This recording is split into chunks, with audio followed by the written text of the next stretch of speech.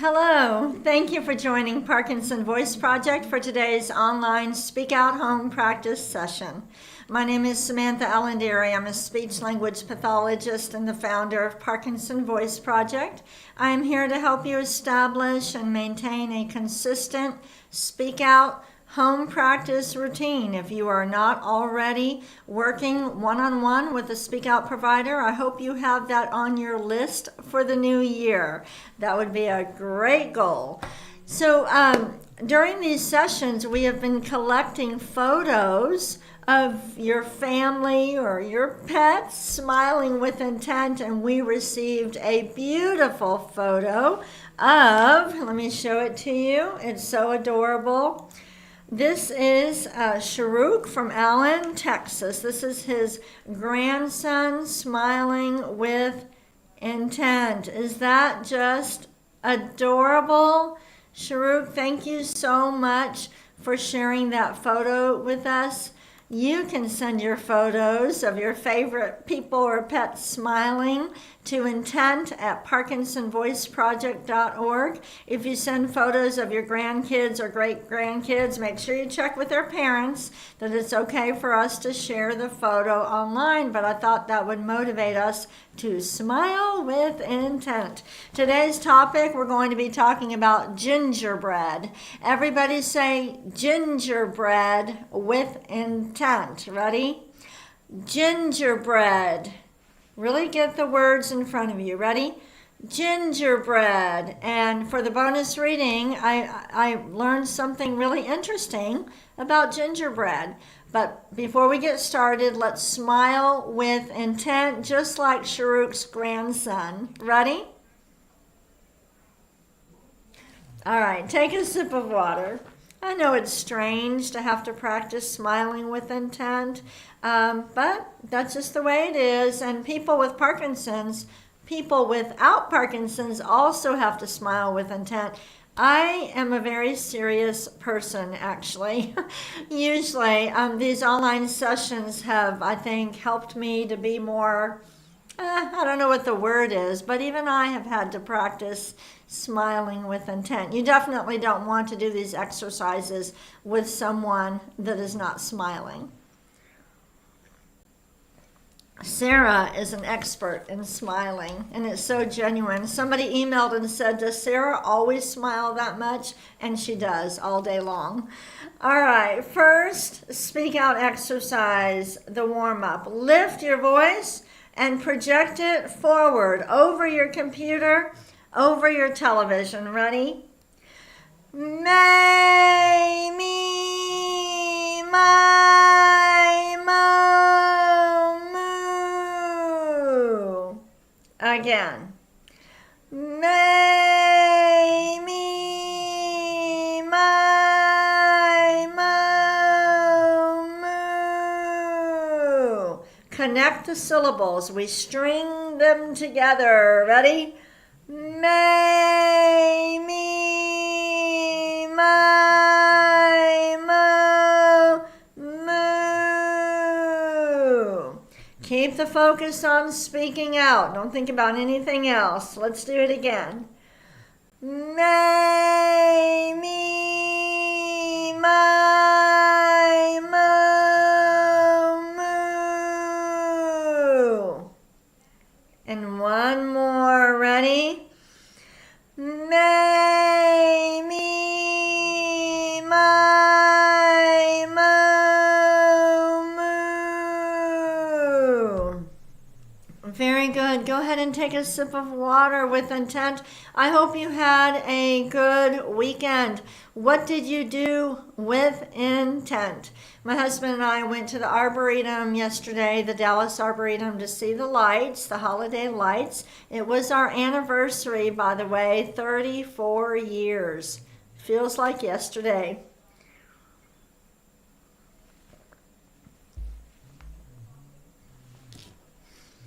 We're going to move on to the ahs, okay? For the ahs, it's coordinating your breathing with your vocal folds. When you produce a nice, clear ah, that means everything is syncing, it's coordinated, it's working the way it should.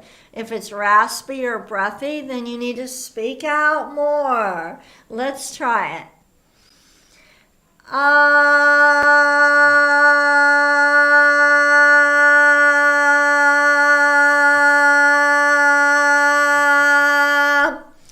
Try to hold it for about 10 seconds, but if it's less, it's perfectly fine. The rule is to hold it for a max of 10 seconds, meaning there's no reason to try to hold the ah longer than that. We're trying to exercise the muscles, but not hurt them. So shorter is okay. Main thing, a nice, clear, strong sound. Let's do it again.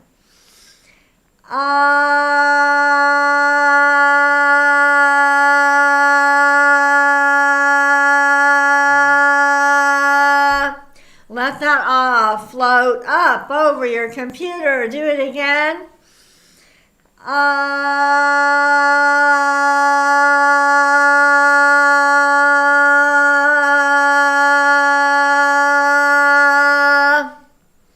Good.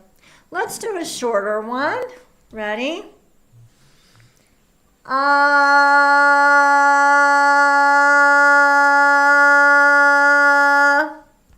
Good. One more.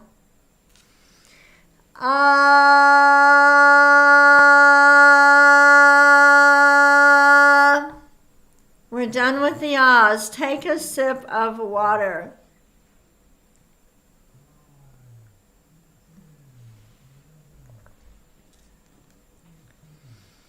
All right. Moving on to the third speak out exercise, the glides. Often people say this is the most challenging one. We do have a few people who say it's their favorite exercise, but that's not typical. I want you to project out a steady ah and slowly glide up. Try to get as many little notes in there as you can. If you need to listen to me doing it first, that's fine. Here we go.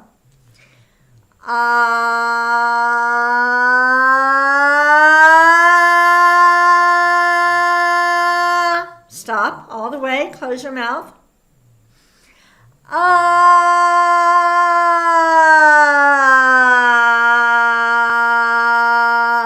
Good. The sound is always in front of you. Even though you're going up and down, you're still speaking out. Keep the focus on that. Let's do it again.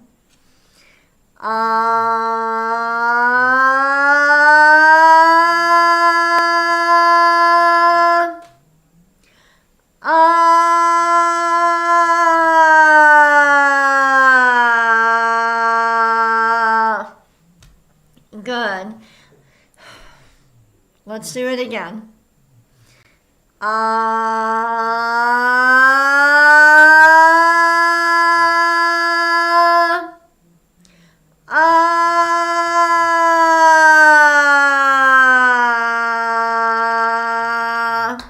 When you're gliding down, that's usually when people start to close their mouth and the sound starts to draw back this way instead of out, okay? Usually the gliding up is easier than gliding down. So we're going to start high, and as you glide down, you're going to purposefully, deliberately open your mouth wider and get that sound in front of you. Let's start high and glide down. You can listen to me first if that will help. Ready? Start high.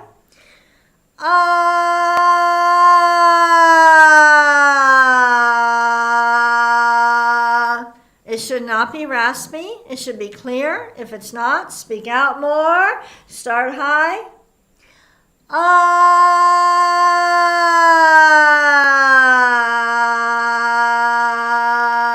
Notice that I'm not going too low down. That puts too much tension on the vocal tract. One more. Start high and glide down with intent. Ready?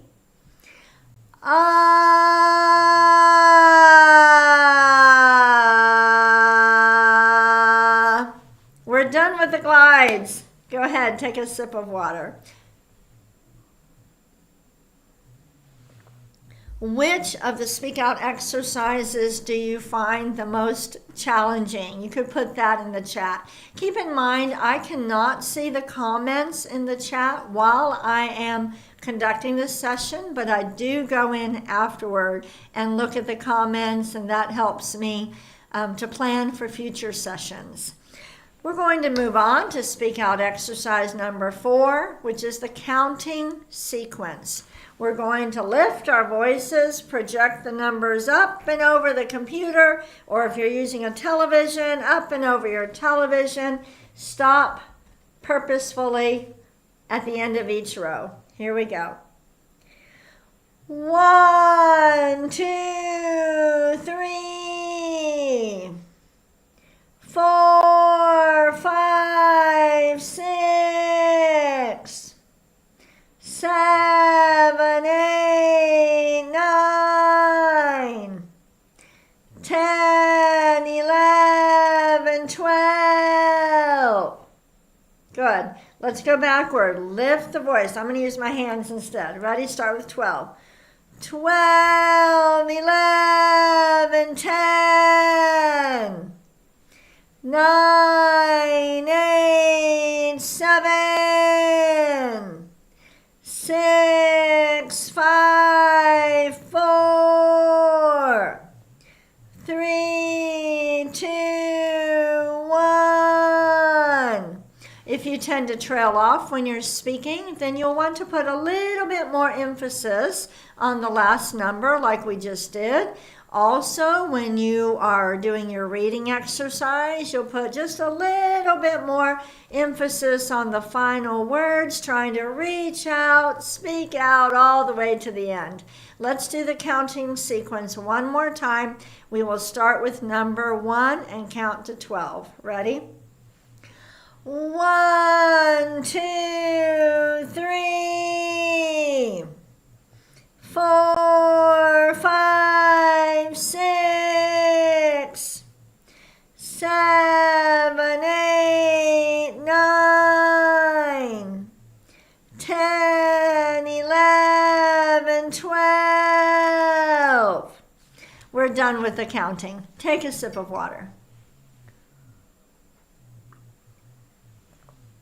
Okay. Before we do the counting, I want to give you an update on the holiday challenge. Thank you to everybody who has already made your pay it forward gift to the holiday challenge. I have a total for you. Let me pull this up and we'll read it together. Okay.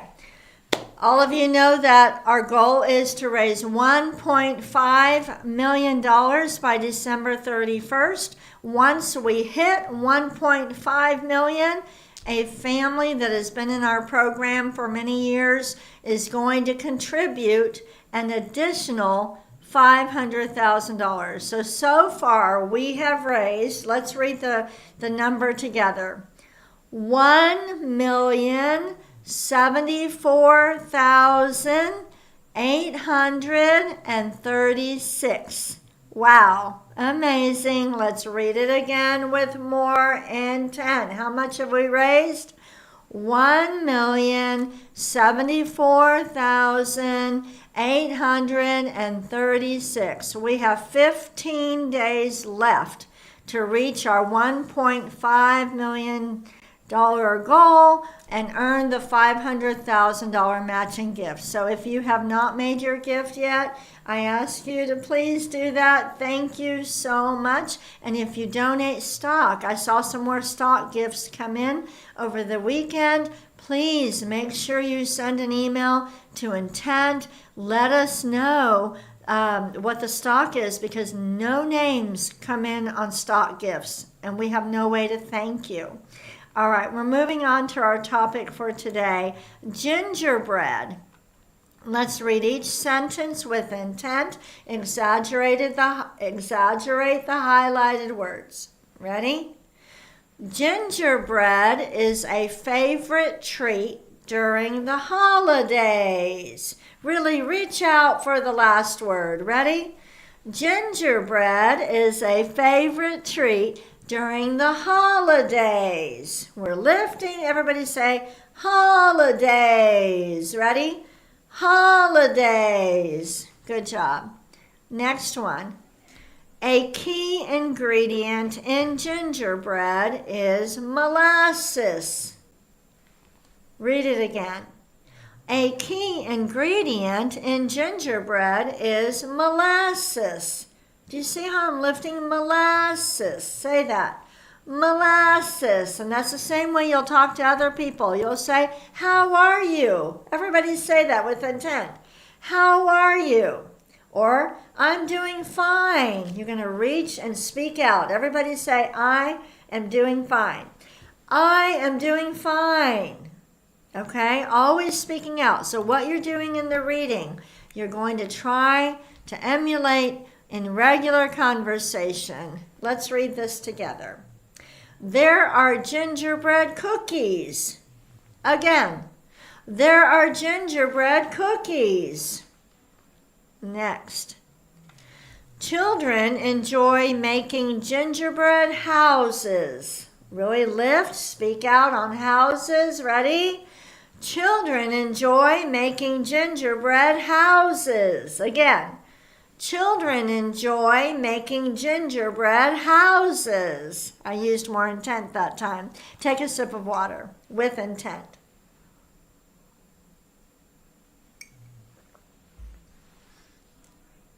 I can feel I'm getting a good workout. I hope you do too.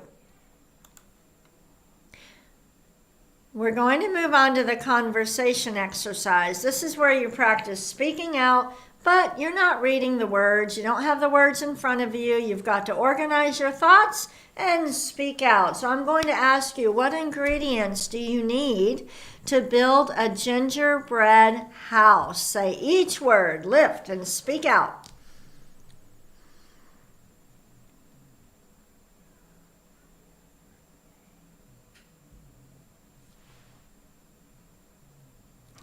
Now look at this picture. I want you to describe this gingerbread house with intent. Say, name what you see on the house, or you can describe it in full sentences. Go ahead.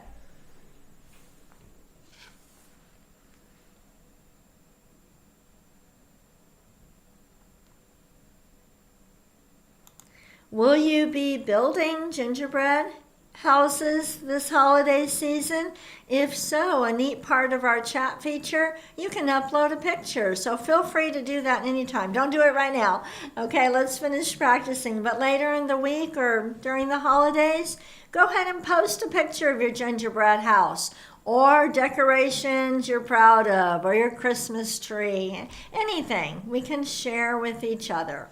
We're going to move on to Dr. Boone's words. Say every syllable with intent. Here we go.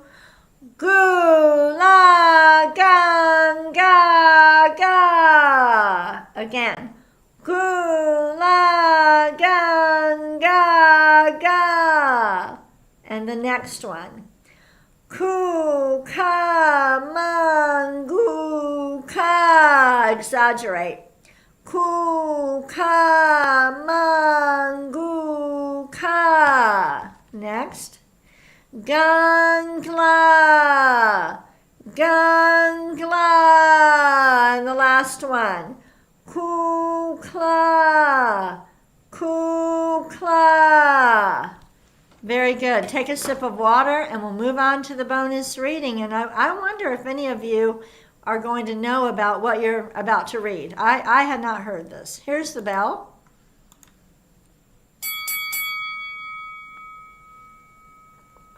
I love these online sessions because besides strengthening our voices, I always learn something new.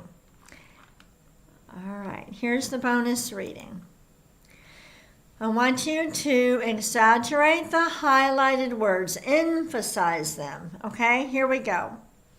Queen Elizabeth I is credited with inventing the gingerbread man. She instructed her bakers to create gingerbread biscuits to resemble dignitaries visiting her court. These were then offered as little gifts or tokens to those bearing the likeness. I'm sorry, that one is cut off with my photo. Let's read it again. So I encourage you to download the reading material and practice the bonus reading. Read it 2 or 3 times. The first time you get used to the words. The second time you use more intent. The third time you use even more intent. So let's read it one more time. Queen Elizabeth I is credited with inventing the gingerbread man. She instructed her bakers to create gingerbread biscuits to resemble dignitaries visiting her court. These were then offered as little gifts or tokens to those bearing the likeness. Do you see how I exaggerate or say the highlighted words a little bit differently? Thank you so much for joining me today as you are learning how to speak and swallow with intent. My hope is that you will start doing everything with intent. All right, Sarah will be with you tomorrow, and I will be back with you on Wednesday. Thank you.